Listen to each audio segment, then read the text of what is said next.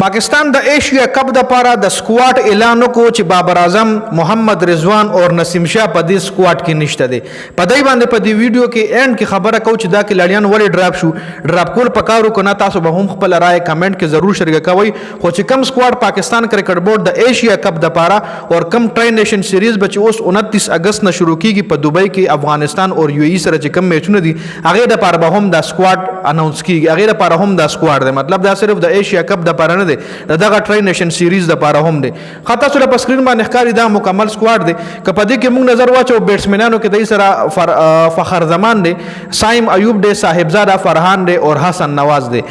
دا بیٹسمنان دی جی بیا وکټ کیپر بیٹسمن چې کوم دی هغه محمد حارث دی بیا آل راونډرانو کې ورسره سلمان علي هغه چې کوم دی دا کپتان دی ځان آل راونډرانو کې ورويشتره چون کې بالینګ کې د صدا سي خاص پرفارمنس نشته دی خا فهیم اشرف ته محمد نواز حسین طلت اور خوشدل شاه هم ټیم ته واپس شوی چون کې خوشدل شاه ته موقع ملاویږي خو هغه رنگ کلیک کیږي نه جی حسین طلت زما په خیال په سکواډ کې نو پکار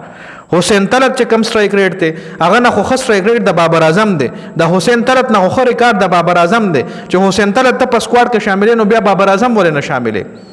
خا بابر اعظم خا د الراونډرانو کې ورچولې حسین طلت باندې ته بالینګ نشي کولای وره خا بیا بازاران کوم ګورو نو شاهین افریدی بالینګ کې حسن علي دی حارث رؤوف ته سفیان مقیم سلمان مرزا ډیره خبره ده چې د سکواډ ته واپس شو یو خو کې لاړی دی مکور کول پکا دی کنسسټنټلی محمد وسیم جونیئر هم واپس شوی دا ډیره خبره ده اور ابرار احمد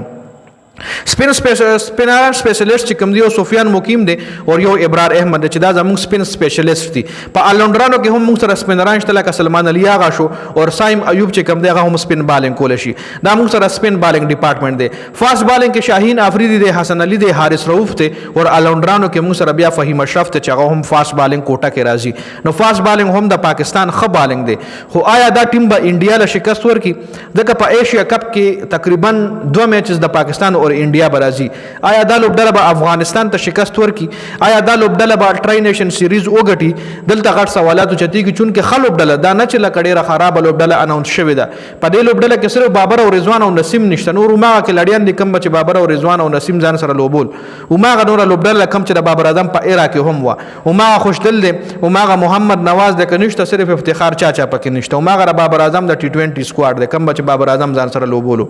صرف پکې افتخار نشته نور هغه سکواډ د خو بار شوی ته صرف هغه درې کې لړیان دي بابر رضوان اور نسیم شاه ولی بهر شوی دی هغه هم هغه رنگ پرفارمنس نه راځي پیس کې هم ډیره کیمرا غلې دي فټنس کې هم دا کیمرا غلې دي اوس چې کوم ریسنټلی ویسټ انډیز سره کم سیریزو پای کې نسیم شاه بچو دوا ورو کړ بیا بټول سری دو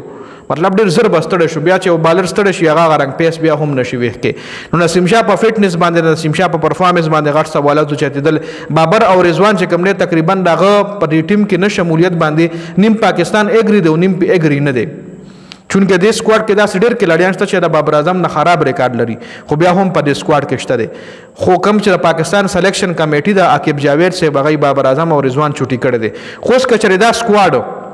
دا کم سکواډ چې تاسو له سکرین باندې ښکاری کدا سکواډ چرتا پټری نیشن سیریز کې ډیر بری طرح فلاپ شو ډیر بری طرح ناکام شو کنه نو بیا بابر اعظم او د رضوان چانس کې دیش جوړ شي ایشیا کپ د پاره د ایشیا کپ د پاره سکواډ کې د تبدیلی کول شي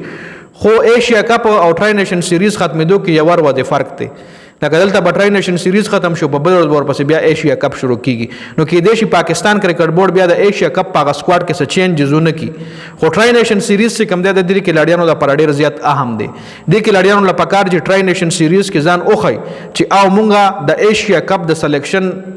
قابل کلاړیانو مونږ کې دا ایبیلیټی شته چې مونږ د ایشیا کپ قابل یو او کټری نیشن سیریز کې د افغانستان نه میچ بایلو یا د یو ای خلاف د سټرګلینګ کراغل نو بیا واضح خبره ده چې په ایشیا کپ کې هم د بیا د بنگلاديش خلاف یا د سریلانکا خلاف یا د انډیا خلاف په د پرفارمنس بیا څنګه وي تاسو بیا خپل کمنټ کول شئ جی اوس د سکواډ نه تاسو سټیسفاید دی کنه د کې زما په خیال باندې یو کلاړي چې کوم دغه شاملول پکارو هغه د عباس افریدی چې کوم دغه سره ویریشن شته په بالینګ کې هغه تعالی بالینګ کې هم هم ښه بالنګ ډیلیور کولی شي او دې نه علاوه بیټنګ کې هم چکنی مواخلی شي لکه مطلب که په باټم اینډ کې راځي او چکی نیمې ضرورت نو تعالی سکور ایکسلریټ کولی شي عباس افریدي کې د چکی وهلو ایبیلیټي شته دی نو زما په خیال باندې محمد عباس افریدي په دې سکواډ کې ورچول پکارو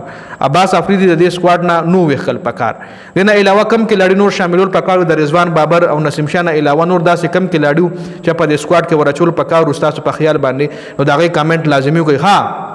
خدای کې حسین طلت ته تاسو لموي حسین طلت په ځای کم از کم بابر اعظم ورچول پکارو که بابر اعظم ته نه ورچولو نو بیا د په ځای ته عرفان خان نیازي ورچول شو عرفان خان نیازي یو ډیر بیسټ فیلډر هم دی او بیټینګ هم ښه کوي د حسین طلت نه ښه بیټینګ کوي او دا حسین طلت نه یو اکټیو پلیئر دی حسین طلت چې زوړ کیداري دی او حسین طلت چې کم دی تعالی رن بال گیم کول شي داسې هارد هټینګ تعالی نشي کولی خو خیر ګورو به چې څنګه پرفارمنس ورکوي په هغې باندې بیا میچ پر وز ډسکشن کوو چې دا ټیم څنګه پرفارمنس ورکوي خو ستاسو په خیال باندې کم کلاړي شاملول پکار او کم نو پکار کمنټ لازمي وکړئ